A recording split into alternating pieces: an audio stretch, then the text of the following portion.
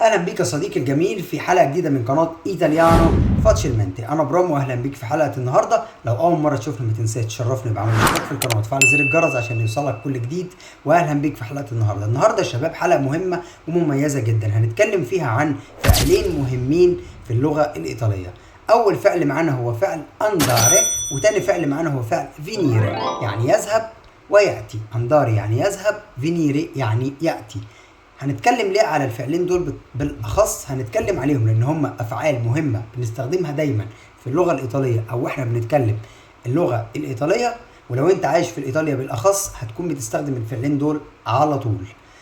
لكن الفعلين دول يا شباب اهم حاجه لازم تكون عارفها عنهم هو فعلين هم افعال غير منتظمه، لذلك بيتصرفوا بشكل مختلف شويه عن القاعده بتاعت كل واحد فيهم. وده اللي هنتعرف عليه في الفيديو بتاع النهارده. هنصرف كل فعل فيهم في المضارع وهناخد عليه امثله عشان المعلومه تثبت في دماغك. كل اللي عليك يا صديقي الجميل انك تركز معايا لاخر الفيديو. هنبدا بفعل انداري. انداري يعني يذهب. ازاي تقول انا اذهب؟ تقول io vado. io vado. tu vai. tu vai. lui o lei va. lui o lei va. Noi andiamo. Noi andiamo. Voi andate.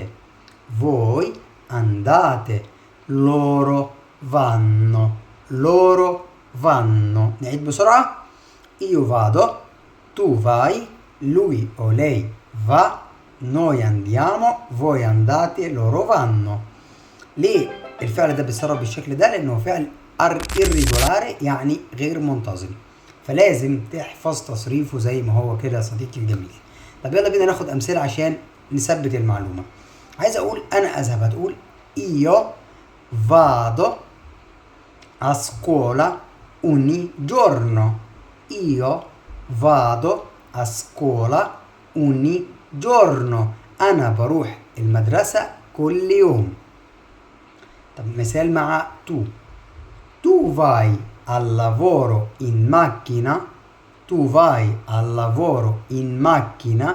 انت بتروح شغلك بالعربية. طب مثال مع lui. Lui va dal dottore. Lui va dal dottore. هو رايح للدكتور. طب مثال مع noi. Noi andiamo al cinema stasera. Noi andiamo al cinema stasera. احنا هنروح السينما النهارده او في هذا المساء. Loro scusa voi andate sempre in vacanza ad agosto. Voi andate sempre in vacanza ad agosto. انتوا دايما بتروحوا فاكانسا اللي هي عطلة او زي مصيف في شهر 8 اغسطو. اوكي، مثال مع loro vanno in palestra 3 volte a settimana. Loro vanno in palestra 3 volte a settimana. هما بيروحوا الجيم 3 مرات في الاسبوع. باليسترا يعني الجيم. 3 volte 3 مرات a settimana في الاسبوع. وبس كده يا صديقي الجميل. يلا بينا ندخل على الفعل التاني. التاني يا شباب هو فعل فينيري يعني يأتي، وده برضو فعل غير منتظم، يعني لازم تحفظ تصريفه زي ما هو كده على طول. يلا بينا نبدأ بالتصريف. هقول io vengo. io vengo يعني أنا آتي. tu vieni. tu vieni. lui o lei viene. lui o lei viene. ركز يا صديقي الجميل بين vieni و viene. دي بتنتهي بحرف الاي ودي بتنتهي بحرف الآ.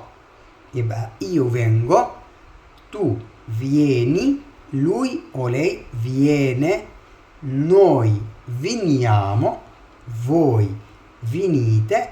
loro vengono. نعيد تاني بسرعة. io vengo. tu vieni. lui o lei viene, noi veniamo, voi venite, loro vengono. يلا بينا ناخد أمثلة على الفعل ده علشان برضو نثبت المعلومة. هقول io vengo con te. io vengo con te يعني أنا جاي معاك. io vengo con te أنا جاي معاك. طيب مثال على tu vieni alla festa stasera. tu vieni alla festa stasera انت جاي الحفلة النهاردة. lui هقول لك مثلا lui viene da Milano. lui viene da Milano هو جاي من ميلانو. مثال على noi هقول لك noi veniamo a trovarti stasera. noi veniamo a trovarti stasera احنا جايين نزورك النهارده. مثال على voi voi venite sempre in ritardo. voi venite sempre in ritardo يعني انتوا بتيجوا دايما متأخر. voi venite sempre in ritardo. اخر مثال معانا على loro هنقول loro vengono con piacere. loro vengono con piacere يعني هم جايين بكل سرور. loro vengono con piacere. وبس كده صديقي الجميل نكون اتعرفنا على فعلين مهمين في اللغة الإيطالية. فعل andare يعني يذهب وفعل فينيري وقلنا ان هم افعال غير منتظمة فلازم تحفظ تصريفهم زي ما هو كده علشان ما تتلخبطش وتقدر تستخدمهم في الحياة اليومية في إيطاليا بكل بساطة وسهولة. يلا بينا ندخل على آخر جزء في الفيديو هنتكلم فيه عن أمثلة شائعة بنستخدم فيها الفعلين دول في الحياة اليومية في إيطاليا عشان نثبت المعلومة أكتر. أخيرا يا شباب من الفيديو هنتعلم مع بعض أهم التعبيرات اللي بنستخدمها للفعل فينيري وفعل أنداري. يلا بينا نبدأ بأول تعبير معانا هو vengo subito. vengo subito يعني جاي حالا. ناخد مثال مثلا أقول لك aspetta un attimo vengo subito. aspetta un attimo vengo subito يعني استنى لحظة أنا جاي على طول أهو.